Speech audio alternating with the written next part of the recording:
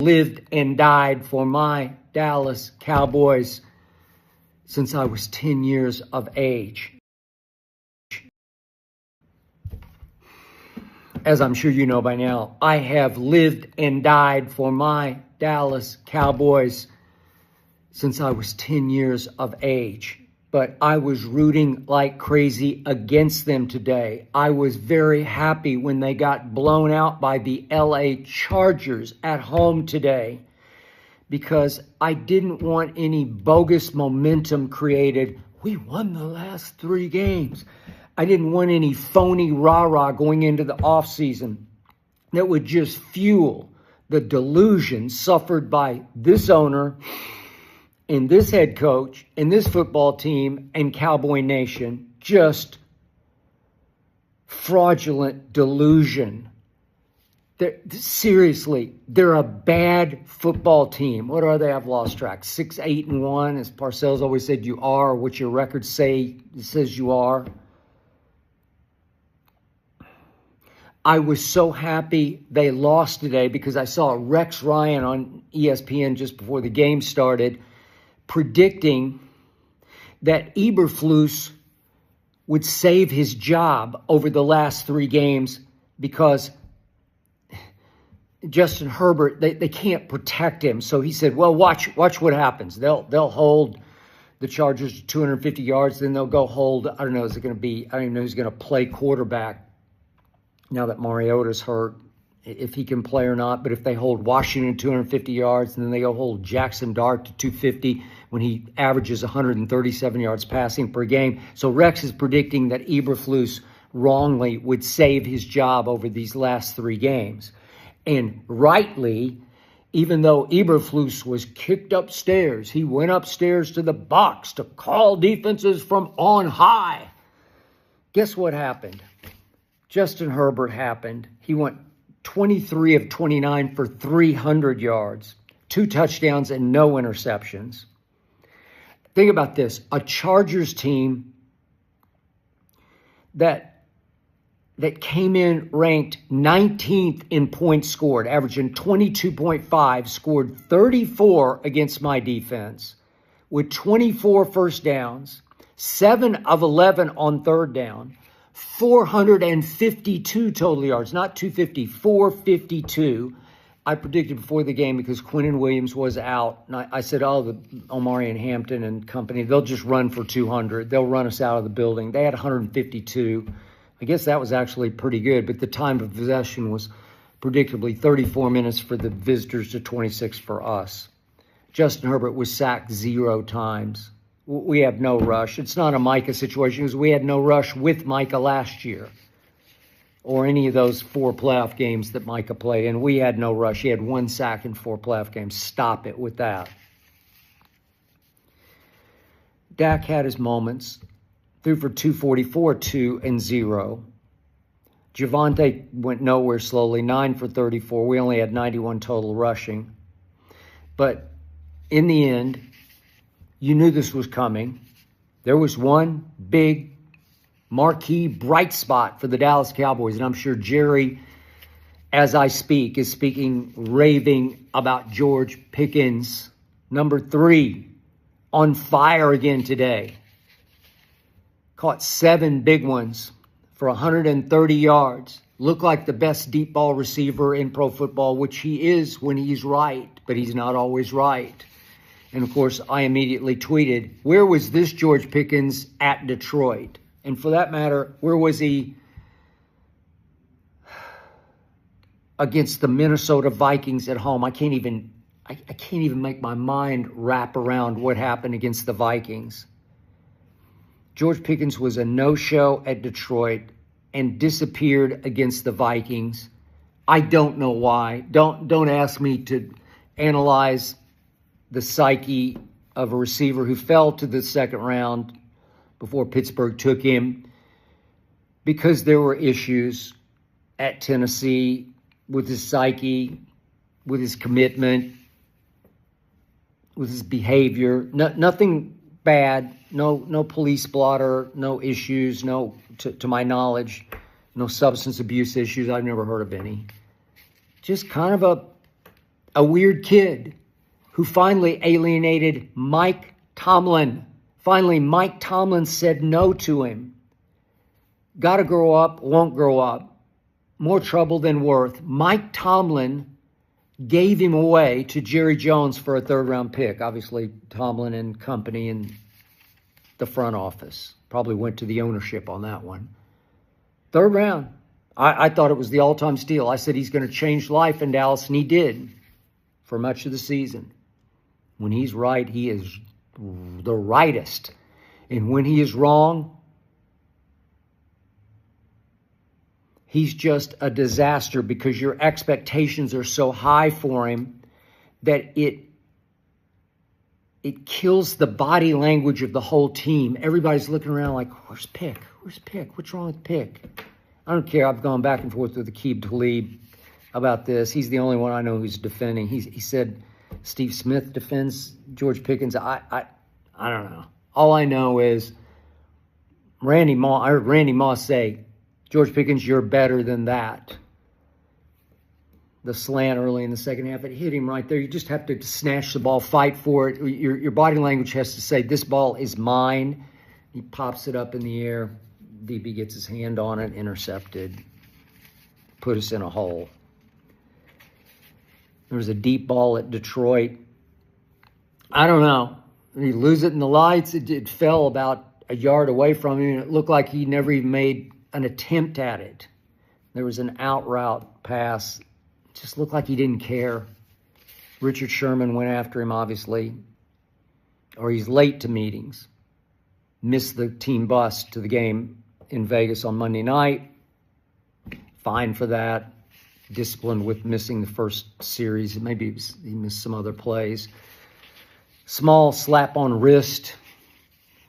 But right on schedule in his contract drive year, after he basically quit on us or didn't show up for us for the 2 games of the year. You win those 2, you at least stay alive. You put pressure on Philadelphia that was no longer there. Philadelphia was in some trouble yesterday, mid-third quarter, till Mariota got hurt. But there's no pressure. There's no push. There's no Cowboys looking over shoulder pads because we didn't show up in Detroit, starting with George Pickens, and then we definitely didn't show up at home against J.J. McCarthy and the Vikings. I still can't get over that. J.J. McCarthy looked like a star against us. We turned him into a star at the star, so to speak. And George Pickens, right on schedule today, didn't surprise me a bit. Oh yeah, I got to get that contract. I got to become the highest paid receiver in football. And he goes off 7 for 130 as we lose 34-17. He will go off again at Washington. He will go even more off at Giants. He'll have big 150. He might even have a 200-yard game in the next 2 because he will come to play when it doesn't matter, meaningless games. He will be doing what I said I didn't want the team to do because I need the team, obviously, to improve its draft stock, its draft position. But George Pickens is going to create bogus momentum into a negotiation. He's going to create phony Jerry rah-rah going into negotiations. He's going to fuel Jerry's delusion going into negotiations. And he will become the highest paid. And look, way out of this. You could tag him, and maybe they'll think about tagging him.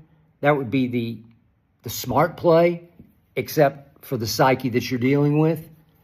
Put the tag on him. Is he going to pout his way out of Dallas after a year? Is he just not going to show up next year? I give up. I do. I don't see a way out of this one. He's extremely talented. He's young. Give him 3 years, highest paid receiver in football, and you'll just have to live with it. Now, if he just quits completely, you're dead in the water. But what you're going to have to live with going forward is I will guarantee this. I will book this. If you give him his money, there'll be 3 or 4 games next year. Hopefully it's just 2 or 3 or 1 or 2. But probably 3 or 4 where you'll say, well, what are you doing, man? Where are you today? I don't know. It just doesn't feel like it. Something's off. Something's a little wrong. Maybe he didn't get thrown too early enough in the game and he sulks, spouts, disappears, doesn't care. As Richard said, he'll look uninterested and disengaged. When you least expect it in biggest games, big, huge turning point game at Detroit, Minnesota at home, no pick. Pick your bones with him. You could just count on it. He's going to be late to meetings. He's going to miss some meetings. He'll probably be late to a lot of practice. He'll miss a team bus. He'll miss this. He'll miss that because that's just who he is. He has shown you that's who he was at Pittsburgh. He has shown you in his first year in Dallas that's who he is.